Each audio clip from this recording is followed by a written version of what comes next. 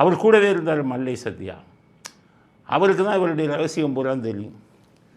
அவர் இப்போ என்ன பண்ணுறாருன்னு கேட்டிங்கன்னா, அன்னைக்கு வைகோவுக்கு கனடா நாட்டில் 10 வங்கிகளில் பணம் வச்சுருக்காருங்கிறார்.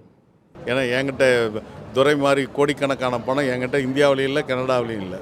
ஏன்னா அவர்கிட்ட கனடாவில் 10 வங்கியில் பணம் இருக்குது, நாங்கள் பார்த்துருக்குறோம்.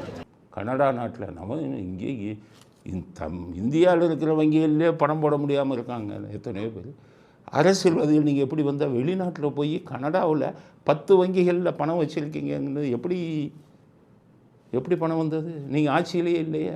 அப்போ எதிர்க்கட்சியாக இருக்கிற ஒரு ஆளாலே 10 வெளிநாடுகளில் 10 வங்கியில் வச்சுருந்தா அப்போ எப்படி தமிழ்நாட்டினுடைய நிலைமை? அப்போ ஸ்டாலினுக்கு எத்தனை நாட்டில் எத்தனை வங்கியில் இருக்கும்?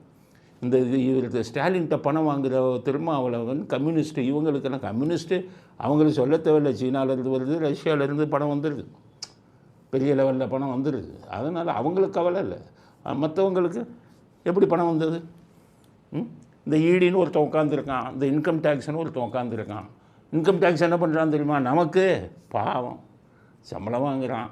உன்னுடைய பேங்க் அக்கௌண்ட்டை ஆதார் கார்டோட இணைக்கலைன்னா அவனுக்கு பணம் எடுக்க முடியாதுங்கிறான். அட்டகாசம் பண்ணுறான், அட்டூழியம் பண்ணுறான் இன்கம் டேக்ஸ்காரன். பாவம் நேர்வழியில் சம்பாதிக்கிறவனை ஆதார் கார்டை இணைக்கிறானே. எப்போ வைகோவுக்கு 10 வங்கிகளில் கனடாவில் பணம் இருக்குதுன்னு சொல்லி சத்யா சொல்கிறாரு. வைகோ அக்கௌண்ட்டை இணைச்சிங்களா ஆதார் கார்டோட? துரை வைகோ அக்கௌண்ட்டை இணைச்சிங்களா ஆதார் கார்டோட? இடி உலகம் பூரா இருக்கக்கூடிய பண பரிவர்த்தனையை பார்க்குறீங்களே, சட்டத்துக்கு விரோதமான பண பரிவர்த்தனைன்னு ஆளுகளை பிடிக்கிறீங்களே.